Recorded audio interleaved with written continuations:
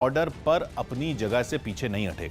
इस मसले पर पिछले एक हफ्तों में रक्षा मंत्रालय की कई बैठकें हुई, जिनमें यह तय किया गया कि भारतीय फौज अपनी जगह से एक कदम भी पीछे नहीं हटेगी। भारत चीन सीमा पर सख्ती बढ़ाने के लिए श्रीनगर लेह हाईवे के जोजिला पास से सेना के कई ट्रक भी लद्दाख की ओर जाते दिखे। खबर है कि इस बार भारत के एक हिस्से को अपना बताकर चीन उस पर कब्जा करने की कोशिश में लगा हुआ था। जो टेंशन का एरिया है वो है आपका गलवान रिवर वैली, जो पहले चाइना कभी क्लेम नहीं करता था इसकी टेरिटरी है। आज अब उन्होंने ये कहना शुरू कर दिया है कि ये सारा जो गलवान एरिया है ये चाइना का है। केंद्रीय मंत्री रविशंकर प्रसाद ने चीन को दो टूक कहा कि वो इस तरफ नजरें उठाने की गलती ना करे। नरेंद्र मोदी के भारत को कोई भी आंख नहीं दिखा सकता। फिर कहूंगा, नरेंद्र मोदी जी के भारत को कोई आंख नहीं दिखा सकता। इस महीने की शुरुआत से ही लद्दाख में भारत चीन सीमा पर विवाद जारी है। इस मुद्दे पर रक्षा मंत्री राजनाथ सिंह पिछले एक हफ्ते में 2 बार तीनों सेनाओं के प्रमुखों और चीफ ऑफ डिफेंस स्टाफ के साथ बैठक कर चुके हैं। सूत्रों के मुताबिक इन बैठकों में सीमा विवाद को बातचीत के जरिए सुलझाने पर सहमति बनी। हालांकि ये पहली बार नहीं है जब सीमा पर चीन ने इस तरह का विवाद खड़ा किया हो। इससे पहले जून 2017 में भी डोकलाम में भारत और चीन के बीच लंबे वक्त तक तनाव रहा था। इस बीच अमेरिकी राष्ट्रपति डोनाल्ड ट्रंप ने भारत और चीन के बीच चल रहे सीमा विवाद पर मध्यस्थता की पेशकश की। सौभाग्य की एक बात यह कि डोकलाम विवाद के वक्त चीन ने भारत को युद्ध की धमकी भी दी थी, लेकिन तब भी भारत पीछे नहीं हटा। इस बार भी सीमा विवाद पर भारत का रुख कड़ा है। हालांकि भारत सरकार इस मसले को बातचीत के जरिए सुलझाने के पक्ष में है। कोरोना के खतरे के बीच कई राज्यों में गर्मी का सितम बढ़ता जा रहा है। दिल्ली, उत्तर प्रदेश और बिहार समेत कई राज्यों में तो गर्मी रिकॉर्ड तोड़ रही है। झुलसा देने वाले इस मौसम से राजधानी दिल्ली भी बेहाल है, जहां लगातार दूसरे दिन तापमान 47 डिग्री से ऊपर बना रहा। दिल्ली के कनॉट प्लेस में तो सड़कों पर सन्नाटा पसरा दिखा। लॉकडाउन में छूट के बावजूद दुकानें खाली नजर आईं। तो गर्मी लगातार बढ़ती जा रही है, सारे रिकॉर्ड टूट रहे हैं और मौसम विभाग का ये कहना है कि फिलहाल 29 तारीख तक ये हालात बने रहेंगे। दिल्ली में रिकॉर्ड तोड़ गर्मी को देखते हुए दमकल विभाग की तरफ से भी चेतावनी जारी की गई। समर में जो फायर कॉल होती है उसमें 10 से 15% का जो फायर का कॉल है वो इलेक्ट्रिक शॉर्ट सर्किटिंग या इलेक्ट्रिक डिफेक्ट की वजह से होता है। इसीलिए मेरा आप सब लोगों से अनुरोध है कि इन सावधानियों को बरतें और दिल्ली को सेफ बनाएं। दिल्ली की तरह उत्तर प्रदेश के भी कई जिलों में तेज धूप और लू के थपेड़ों का असर दिखा। गोरखपुर में लगातार दूसरे दिन तापमान 40 डिग्री से ज्यादा रहा। लॉकडाउन रहना और न रहना बराबर ही हो गया, छूट मिलना ना मिलना बराबर हो गया इस समय। गर्मी कारण इस साल मुझे लग रहा है सबसे ज्यादा गर्मी पड़ रही है इस समय। वाराणसी में भी गर्मी की मार की वजह से घाटों पर सन्नाटा पसरा दिखा। उत्तर प्रदेश ही नहीं, राजधानी दिल्ली में भी गर्मी का सितम बढ़ता जा रहा है। मौसम विभाग के मुताबिक लगातार दूसरे दिन दिल्ली में पारा 47 डिग्री के पार रहा। दिल्ली के पालम में तापमान 47 डिग्री से ज्यादा रिकॉर्ड किया गया। वहीं सफदरजंग इलाके में तापमान 46 डिग्री के करीब पहुंच गया। मौसम विभाग के मुताबिक पिछले दिनों के मुकाबले तापमान थोड़ा नीचे आया है और अनुमान है कि अगले 48 घंटे में दिल्ली और उसके आसपास के इलाकों में बारिश हो सकती है, जिससे लोगों को गर्मी की आफत से राहत मिलने की उम्मीद है। सौभाग्य की एक बात यह कि उत्तर भारत में गर्मी का सितम बढ़ता जा रहा है। उत्तर प्रदेश और दिल्ली में तो गर्मी रिकॉर्ड तोड़ रही है। हालांकि मौसम विभाग का अनुमान है कि अगले 2 दिन में लोगों को गर्मी से थोड़ी राहत मिल सकती है।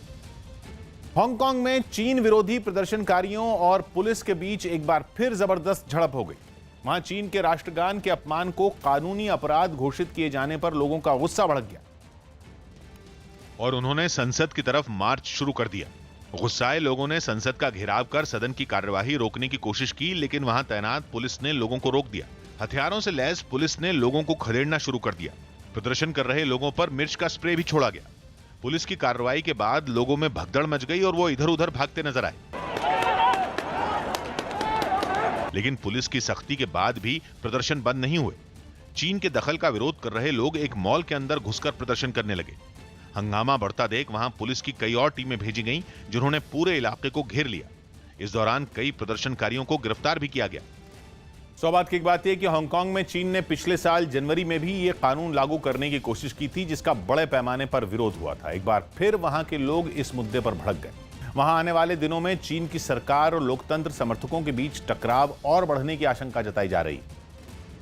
मुंबई के नजदीक वसई में श्रमिक स्पेशल ट्रेन से गांव लौटने के लिए 2000 से ज्यादा मजदूर जुट गए।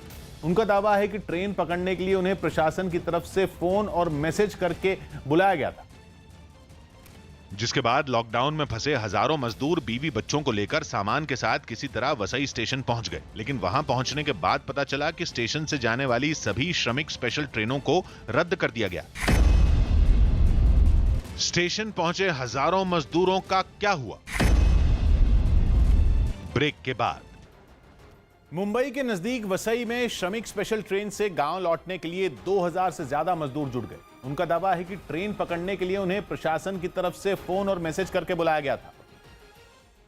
जिसके बाद लॉकडाउन में फंसे हजारों मजदूर बीवी बच्चों को लेकर सामान के साथ किसी तरह वसई स्टेशन पहुंच गए। लेकिन वहां पहुंचने के बाद पता चला कि स्टेशन से जाने वाली सभी श्रमिक स्पेशल ट्रेनों को रद्द कर दिया गया। जिसके बाद गांव लौटने के लिए वहां पहुंचे हजारों मजदूरों को पुलिस ने वापस भेज दिया। वसई स्टेशन से आज एक ही श्रमिक स्पेशल ट्रेन कहीं जानी नहीं है। उसके बावजूद वसई संस्कृति में बड़ी संख्या में जो मजदूर तबका है, इस उम्मीद के साथ इकट्ठा हुआ था कि हो सकता है कि उन्हें जाने को मिल जाए। स्टेशन के पास वाली एक सड़क पर तो मजदूरों की भारी भीड़ जमा हो गई। देखने से ऐसा लगा मानो वहां कोई मेला लगा हो। सड़क के दोनों तरफ सामान लेकर मजदूर तेज धूप में चलते नजर आए। सबसे ज्यादा परेशानी बच्चों और बुजुर्गों को उठानी पड़ी। कोरोना से बचने के लिए ज्यादातर मजदूर मुंह को मास्क और कपड़े से ढके दिखे, लेकिन उनके बीच सोशल डिस्टेंसिंग की कमी दिखाई दी। इस दौरान वहां पुलिस का एक जवान गाड़ी में बैठकर लाउडस्पीकर से मजदूरों को धूप में खड़ा नहीं होने की अपील करता रहा। सभी भाइयों और बहनों को निवेदन है, आज की ट्रेन कैंसिल हो चुकी है। पुलिस को आपकी फिक्र है, इसलिए हम आपसे निवेदन करते हैं, धूप में आप मत खड़े रहिए। श्रमिक स्पेशल ट्रेन से गांव लौटने के लिए वहां पहुंचे एक परिवार से न्यूज 18 की टीम ने बातचीत की, जिसमें परिवार ने महाराष्ट्र सरकार की तरफ से मजदूरों के लिए की गई व्यवस्था पर ही सवाल खड़े कर दिए। परसों फोन किए थे आज के लिए, आज ट्रेन कैंसिल कर दी है। पूरा कैंसिल हो गया है। हम लोग आए हैं, जाएंगे कैसे? ये गवर्नमेंट महाराष्ट्र सरकार है। सौभाग्य की एक बात यह है कि श्रमिक स्पेशल ट्रेन से अपने गांव लौटने के लिए हजारों की संख्या में लोग स्टेशन पहुंचे थे, लेकिन ट्रेन रद्द होने की वजह से उन्हें लौटा दिया गया। इससे मजदूरों को काफी परेशानी का सामना करना पड़ा। ब्रेकिंग न्यूज दे रहे हैं अमिताभ सिन्हा। कांग्रेस नेता आनंद शर्मा की अध्यक्षता वाली गृह मामले की संसद की स्थायी समिति ने 3 जून को बैठक बुलाई है, जिसमें गृह सचिव समेत तमाम आला अधिकारियों को तलब किया गया है। इस बैठक में लॉकडाउन पर उनसे जवाब मांगा जाएगा। तो इसका आगे क्या मतलब निकाला जाए अमिताभ? देखिए, दो चीजें किशोर, दो मतलब है जिसको मैं छोटे शब्दों में समझाना चाहूंगा। पहला, एक तो स्टैंडिंग कमेटीज की बैठकें फिर से शुरू हो रही हैं, जिसकी विपक्ष लगातार डिमांड कर रहा था। सोनिया गांधी की अध्यक्षता में जो बैठक हुई थी विपक्षी दलों की, उसमें कहा गया था कि वर्चुअल मीटिंग की जाए इसकी, लेकिन सरकार ने इसकी मीटिंग ही बुला ली है। मीटिंग संसद भवन में होगी, सबसे पहली बात। दूसरी बात, लॉकडाउन को लेकर अब तक संसद में इसकी कोई चर्चा नहीं हुई है। संसदीय समितियों को मिनी संसद कहा जाता है। वहां कोरोना को लेकर गृह सचिव और गृह मंत्रालय के बड़े अधिकारियों से जवाब मांगा जाएगा। तो जाहिर तौर पर गृह मंत्रालय का जवाब तमाम सांसदों के सामने पहुंचेगा कि लॉकडाउन को लेकर उन्होंने क्या क्या किया है। तो कई चीजें फिर जनता के पब्लिक डोमेन में आएंगी और साथ ही साथ स्टैंडिंग कमेटी की मीटिंग का दौर भी शुरू हो जाएगा। शुक्रिया अमिताभ आपका। फिल्म गुलाबो सिताबों का पहला गाना जारी कर दिया गया। अमिताभ बच्चन और आयुष्मान खुराना की फिल्म गुलाबो सिताबों का पहला गाना जारी कर दिया गया। लॉकडाउन की वजह से ये फिल्म 12 जून को ऑनलाइन रिलीज की जाएगी। हुई जिंदगी न जाने क्या मन में आई, ऊपर वाले ने मनवाई हर एक चूहे की बिल्ली एक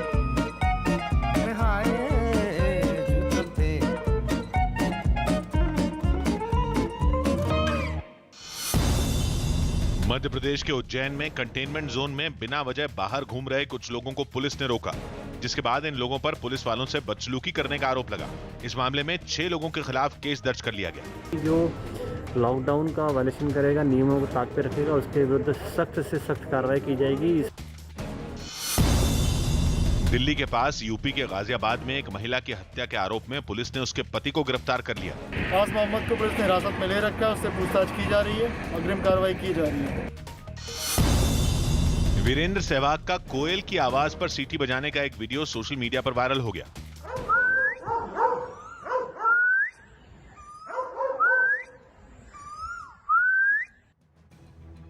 टिड्डियों के हमले के मुद्दे पर राजस्थान सरकार और केंद्र सरकार आमने सामने आ गई।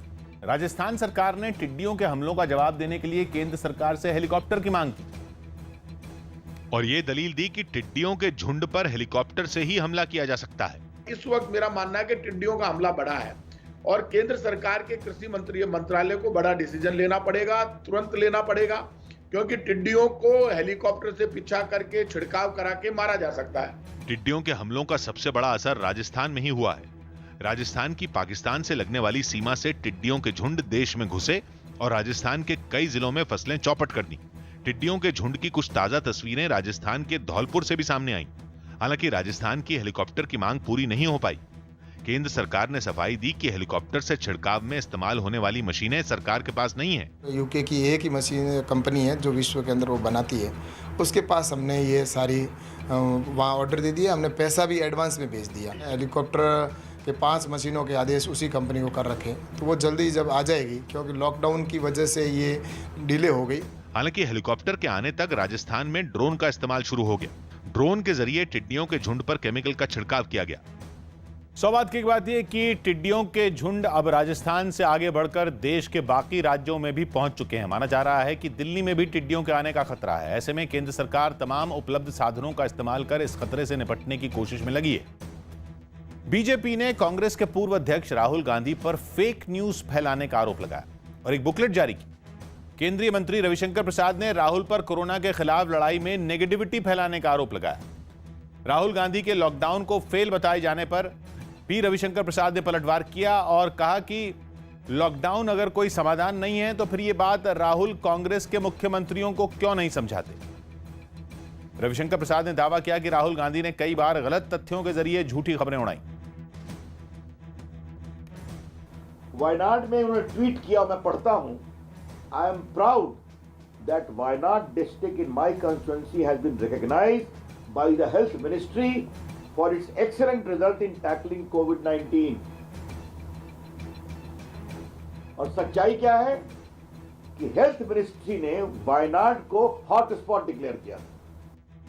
केंद्रीय मंत्री रविशंकर प्रसाद के आरोपों पर कांग्रेस ने भी बीजेपी और केंद्र सरकार दोनों पर पलटवार किया। एक दूसरे की तारीफ और एक दूसरे की बात करने की हो रही है।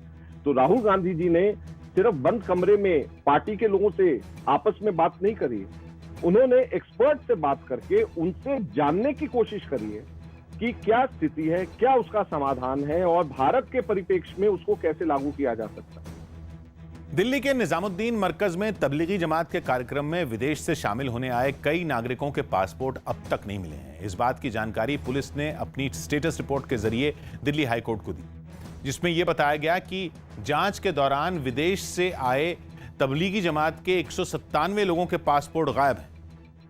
दिल्ली पुलिस के मुताबिक उन्हें अब तक 943 में 746 विदेशी पासपोर्ट या पहचान पत्र मिले हैं।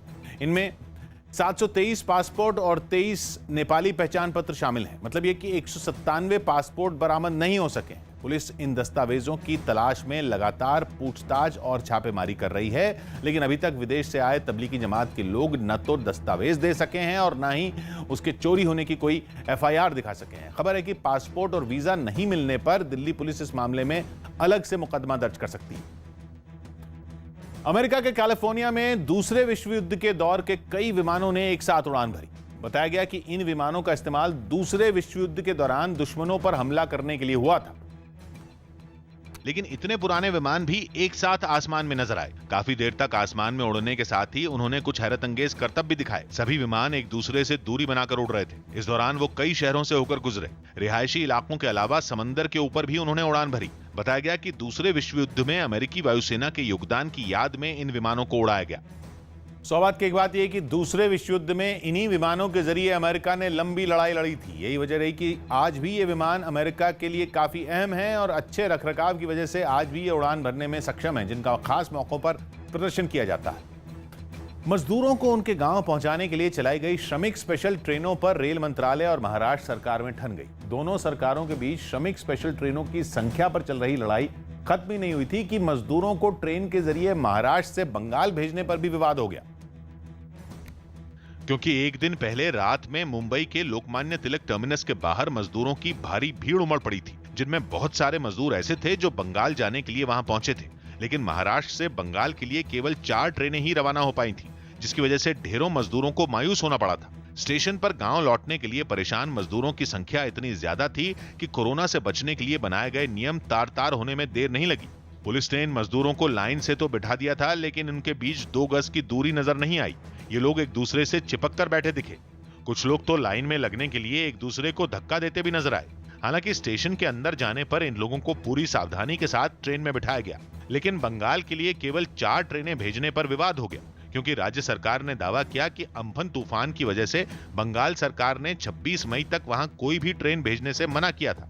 राज्य के गृह मंत्री अनिल देशमुख ने अपनी बात साबित करने के लिए बंगाल सरकार की तरफ से महाराष्ट्र सरकार को लिखा गया खत दिखाया और आरोप लगाया कि ये सब मालूम होने के बावजूद रेल मंत्रालय ने सियासी चाल चली और मजदूरों को बंगाल भेजने के लिए 34 ट्रेनें भेजी। इस खत में साफ साफ लिखा है कि 26 तारीख को ट्रेन मत भेजो। उसके बावजूद राजनीति करने के लिए रेल मंत्री पीयूष जी गोयल इन्होंने महाराष्ट्र में ट्रेन भेजी। महाराष्ट्र सरकार ने श्रमिक स्पेशल ट्रेनों की आड़ में सियासत का आरोप लगाया तो केंद्र सरकार ने जवाब में राज्यों को केंद्र का साथ देने की नसीहत दे दी। ये जरूरी है कि राज्य सरकारें भी इसमें जो है वो सियासत न करके सहयोग करें। सौबात की बात यह कि केंद्र सरकार और महाराष्ट्र सरकार के बीच ट्रेनों की संख्या से शुरू हुआ यह विवाद महाराष्ट्र से बंगाल भेजी जाने वाली ट्रेनों तक पहुंच गया, क्योंकि महाराष्ट्र सरकार का आरोप है कि बंगाल सरकार के मना करने के बावजूद वहां भेजने के लिए कई ट्रेनें मुंबई पहुंची। वहीं केंद्र सरकार ने राज्यों को रेल मंत्रालय का सहयोग करने की सलाह दी। विराट कोहली ने कसरत करने का एक वीडियो शेयर किया। विराट कोहली ने लॉकडाउन के बीच घर में कसरत करने का एक वीडियो सोशल मीडिया पर शेयर किया। राजस्थान में अजमेर के कई इलाकों से कर्फ्यू हटाए जाने के बाद बाजारों में भीड़ जुट गई, जिससे एम्बुलेंस को भी निकलने में दिक्कत हुई। महाराष्ट्र में पिछले 24 घंटों में 75 पुलिस वालों को कोरोना वायरस हो गया। राज्य में अब तक करीब 2000 पुलिस वाले इसकी चपेट में आ चुके हैं, जबकि 22 पुलिस वालों की मौत हो चुकी है। राजस्थान के कोटा के छावनी इलाके में एक दिन में कोरोना वायरस के 16 मरीज मिले, जिसके बाद इन मरीजों के संपर्क में आए लोगों की स्क्रीनिंग का काम शुरू कर दिया गया। दिल्ली के पास ग्रेटर नोएडा में पुलिस ने एक गेस्ट हाउस में छापेमारी की और सेक्स रैकेट चलाने के आरोप में 6 लोगों को गिरफ्तार कर लिया। इन सब के विरुद्ध अनैतिक देह व्यापार अधिनियम के तहत अभियोग पंजीकृत किया गया है और इनके खिलाफ कार्रवाई की जा रही है। इलाहाबाद हाईकोर्ट के आदेश के बाद यूपी की कई अदालतों में कामकाज शुरू हो गया। करीब 2 महीने बाद खुली अलीगढ़ की एक अदालत में भी चहल पहल दिखी और कोर्ट के अंदर जाने से पहले सभी लोगों की स्क्रीनिंग की गई और उनके शरीर का तापमान ठीक मिलने के बाद ही उन्हें एंट्री दी गई। कोर्ट के बाहर भीड़ इकट्ठा न हो, इसके लिए सोशल डिस्टेंसिंग का भी ध्यान रखा गया। दूर दूर खड़े रहो, दूर दूर। कोर्ट पहुंचने वाले सभी वकीलों की मेजों पर भी सैनिटाइजर रखे हुए दिखाई दिए। साथ ही इस महामारी से बचने के लिए वकीलों के साथ काम के सिलसिले में कोर्ट पहुंचे लोग भी अपने मुंह को मास्क और कपड़े से ढके हुए नजर आए। वकीलों को ये हिदायत दी गई कि क्लाइंट से कम दूरी बनाए और उन्हीं लोगों को आने के लिए इजाजत दी गई है जिनके कार्य हों। कोर्ट खुलने से पहले पुलिस ने डॉग स्क्वाड के साथ कोर्ट परिसर की जांच की। सौबात की एक बात, ये करीब 2 महीने बाद खुली अदालतों में भी कोरोना वायरस से बचने के लिए पूरी सावधानी बरती गई। जांच के बाद ही लोगों को कोर्ट में जाने दिया गया। जम्मू कश्मीर के राजौरी में एक घोड़े को क्वारंटीन कर दिया गया। शोपियां से काफी लंबा सफर तय कर एक आदमी इस घोड़े के साथ राजौरी पहुंचा, जिसकी जानकारी मिलते ही पुलिस ने एहतियात बरतते हुए घोड़े को उसके मालिक के घर में ही क्वारंटीन कर दिया, जिसके बाद ये घोड़ा परिवार के सदस्यों से दूर मकान के एक हिस्से में बंधा दिखाई दिया। तो घोड़ा हमने वापस अब उसके विलेज में भेज दिया, उसके घर में। बट ये डायरेक्शंस हमने जरूर दी हैं कि घोड़े को बाकी जानवरों से भी और फैमिली मेंबर से भी थोड़ा अलग रखा जाए। क्वारंटीन किए गए इस घोड़े के लिए घर में ही खाने पीने का सारा इंतजाम किया गया। और कोरोना वायरस के संकट के बीच एहतियात बरतते हुए पहली बार एक घोड़े को क्वारंटीन किया गया। जानकारी के मुताबिक जम्मू कश्मीर के राजौरी में एक घोड़े को उसके मालिक के घर में ही 4 हफ्तों के लिए क्वारंटीन कर दिया गया है। साथ ही घर वालों को उस घोड़े के पास नहीं जाने की हिदायत दी गई, जबकि घोड़े के मालिक को क्वारंटीन सेंटर भेज दिया गया। बताया गया कि इस आदमी ने शोपियां से इस घोड़े को खरीदा और उसे लेकर राजौरी पहुंच गया। कोरोना की वजह से शोपियां रेड जोन में है, इसलिए घोड़े और उसके मालिक को भी क्वारंटीन कर दिया गया। सौबात की एक बात है कि कोरोना वायरस से बचने के लिए लोगों के साथ प्रशासन भी पूरी सावधानी बरत रहा है। यह वजह रही कि प्रशासन ने एहतियात बरतते हुए रेड जोन वाले इलाके से राजौरी पहुंचे घोड़े को भी क्वारंटीन कर दिया। दक्षिण कोरिया की राजधानी सोल में छोटे बच्चों के स्कूल दोबारा खोल दिए गए। वहां पर कोरोना की मार कम होने के बाद सरकार ने स्कूलों को फिर से खोलने का फैसला लिया। और कई दिनों बाद बच्चे एक बार फिर अपने स्कूल पहुंचे। बच्चों के घर वाले उन्हें स्कूल के बाहर तक छोड़ने आए। हालांकि हालात सुधरने के बाद भी वो सावधानी बरतते दिखे। अपने बच्चों को छोड़ने आए सभी लोग मास्क पहने नजर आए और एक दूसरे से दूरी बनाकर ही बाहर खड़े दिखे। बच्चे भी अपने चेहरे पर मास्क लगाकर ही स्कूल गए। स्कूल की ओर से भी कोरोना से बचाव का पूरा ख्याल रखा गया। स्कूल के अंदर जाते वक्त वहां के कर्मचारी बच्चों के हाथों को सैनिटाइज करवाते दिखे और उनके शरीर का तापमान भी मापा। 좋은 감정을 가지고 있습니다. 반면에 최근에 코로나가 최근 많이 확진되고 있는 सौभाग्य की बात है कि दक्षिण कोरिया में अब तक कोरोना की चपेट में 11,265 लोग आ चुके हैं, जिनमें 10,000 से ज्यादा लोगों के ठीक होने का दावा वहां की सरकार ने किया और वहां लगी पाबंदियों को धीरे धीरे हटाना शुरू कर दिया। हालांकि वहां पर अब भी सभी स्कूलों को नहीं खोला गया है, लेकिन सरकार ने उन्हें भी जल्द खोलने के संकेत दिए हैं। नई दिल्ली जिले के अलग अलग पार्कों में टहलने गए लोगों को कुछ पुलिस कर्मियों ने जागरूक किया, जिसकी एक तस्वीर राजधानी के तालकटोरा स्टेडियम से भी सामने आई। जहां पार्क में घूम घूम कर इन पुलिस वालों ने लोगों को जागरूक करने की कोशिश की। वहां टहल रहे लोगों को एक पुलिस वाले ने लाउडस्पीकर के जरिए कोरोना से बचाव के लिए सावधानी बरतने की अपील की। आप सभी विजिटर्स हैं, प्रार्थना है कृपया मास्क का प्रयोग करें। कुछ पुलिस वाले तालकटोरा स्टेडियम भी पहुंचे, जहां वो लोगों को लगातार पार्क खुलने का समय बताते दिखे। पार्क का समय सुबह 7 बजे से 10 बजे तक और शाम को 3:30 बजे से 6:30 बजे तक खुला रहेगा। उसके बाद आपको पार्क में अलाउ नहीं किया जाएगा। ये पुलिस वाले राजधानी के दूसरे पार्कों में भी पहुंचे, जहां बिना मास्क के टहल रहे लोगों में उन्होंने मास्क बांटे। सौभाग्य की बात है कि कोरोना संकट के बीच दिल्ली पुलिस ने कई पार्कों में पहुंचकर लोगों को जागरूक किया और जो लोग उन्हें बिना मास्क के टहलते दिखे उन्हें मास्क भी दिए। कोरोना संकट के बीच महाराष्ट्र में लगातार ड्यूटी कर रहे पुलिस वालों में महामारी तेजी से फैल रही है। न्यूज़ 18 को मिली जानकारी के मुताबिक मुंबई के दादर पुलिस स्टेशन में तैनात एक हेड कांस्टेबल की कोरोना से मौत हो गई, जिसके बाद मुंबई में इस वायरस से जान गंवाने वाले पुलिस कर्मियों का आंकड़ा 16 पहुंच गया, जबकि महाराष्ट्र पुलिस में कोरोना वायरस से ये 22वीं मौत हुई। वहीं महाराष्ट्र में पिछले 24 घंटों में 75 पुलिसकर्मी कोरोना पॉजिटिव पाए गए, जिसकी वजह से महाराष्ट्र में कोरोना की चपेट में आने वाले पुलिसकर्मियों की संख्या 1,900 के पार पहुंच गई, जिनमें 223 पुलिस अधिकारी और 1,741 अन्य पुलिस कर्मचारी शामिल हैं। दिल्ली में अभ्यास के लिए कुछ स्टेडियम खोल दिए गए। दिल्ली में 2 महीने बाद खिलाड़ियों के अभ्यास के लिए कुछ स्टेडियम खोल दिए गए। स्टेडियम खुलने के बाद वहां पहुंचे खिलाड़ियों ने भी कोरोना वायरस से बचने के लिए पूरे नियमों का पालन किया। कर्नाटक के मुख्यमंत्री बीएस येडियुरप्पा ने 31 मई के बाद राज्य में सभी मंदिर, मस्जिद और चर्च खोलने की बात कही। कोरोना वायरस संकट की वजह से पिछले 2 महीने से देश भर में सारे धार्मिक संस्थान बंद हैं। महाराष्ट्र में कोरोना वायरस के खतरे के बीच पानी की किल्लत ने लोगों की मुश्किल बढ़ा दी। हिंगोली जिले में लोगों को पानी भरने के लिए कई किलोमीटर दूर जाना पड़ रहा है। हरियाणा के कैथल में पुलिस ने दावा किया कि उसने एक ट्रक से करीब 50 लाख का नशीला पदार्थ बरामद किया। आरोप है कि ये नशीला पदार्थ मध्य प्रदेश से नींबू से भरे एक ट्रक में छिपाकर लाया जा रहा था। नींबू से लदा हुआ था ये, जिसके अंदर से हमने तलाशी ली तो हमें चूरा पोस्ट और डेडा पोस्ट मिला। गोवा कैबिनेट ने फैसला किया कि राज्य में आने वाले हर आदमी का कोरोना वायरस टेस्ट होगा। महाराष्ट्र या दूसरे राज्यों से आ रहे लोगों से कोरोना वायरस का खतरा होने की आशंका के बाद यह फैसला लिया गया।